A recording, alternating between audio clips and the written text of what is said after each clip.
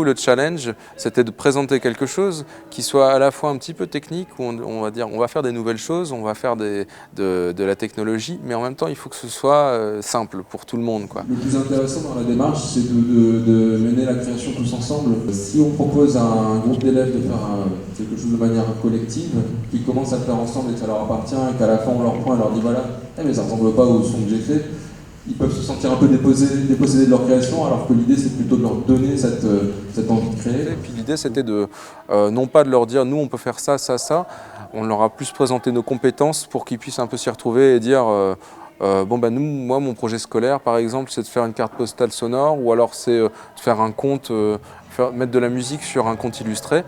Est-ce qu'on peut le faire ensemble? Et puis en fait la plupart du temps il y avait toujours un truc à faire et on a fait du coup une belle diversité de projets.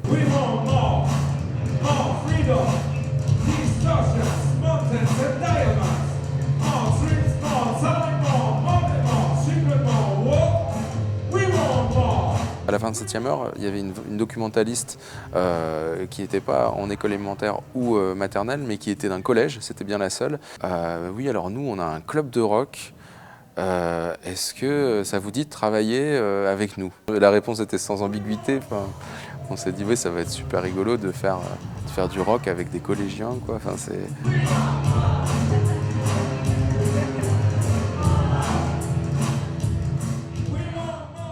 Et si les hommes ne revenaient jamais? Alors, ça parle de musique là-dedans, non? Une classe qui avait travaillé déjà au préalable sur l'enregistrement de segments de contes sur une histoire, sur une petite fille africaine qui apprend toutes les danses. Et du coup, on avait juste les voix. Et l'idée, c'était, bon, bah, on va l'habiller, ce conte. Donc avec moi, on a fait surtout les sons, on a fait tous les bruitages ensemble et on les a mis dessus. Et ensuite, on est parti sur l'idée de, bon, bah, on a les bruitages, très bien. Maintenant, peut-être qu'on peut donner une nouvelle dimension à ce conte, on va y rajouter de la musique.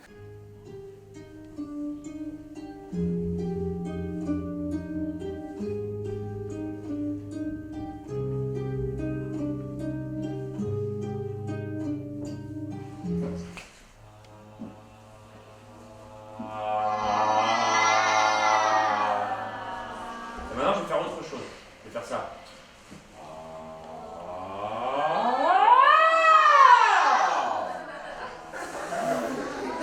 C'est quoi la différence entre les deux?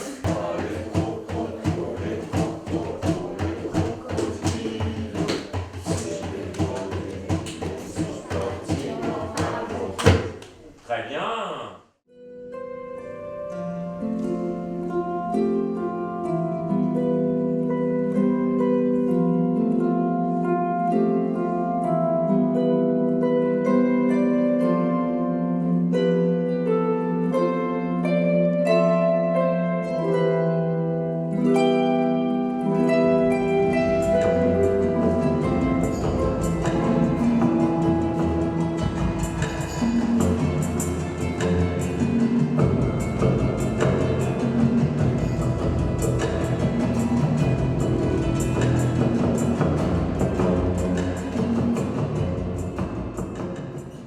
Un autre bouton possible, c'est le Restart qui nous permet de déclencher et de revenir au début.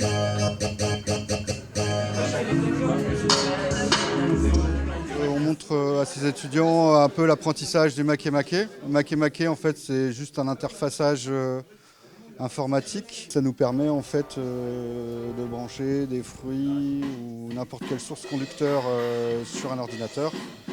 Et ensuite, depuis l'ordinateur, piloter des sons, des actions.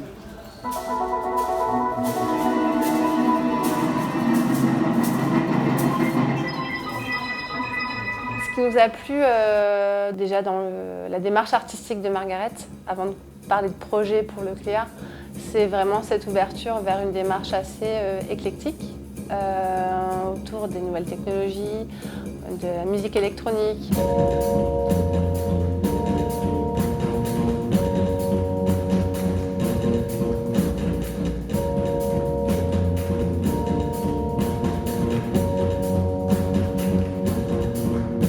Et c'est vrai que quand Margaret nous proposait son projet, il y avait une entrée déjà intéressante, mais aussi fraîche et ludique, sans perdre pour autant une exigence artistique de la part de l'équipe.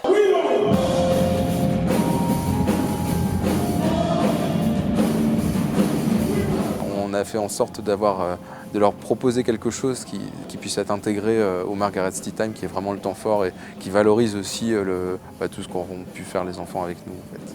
Pas juste être sur le statut d'apprenant, quoi. Si à un moment donné, ils peuvent être aussi acteurs de tout ça et découvrir le monde du spectacle comme ça, on a gagné quelque chose d'autre, quoi.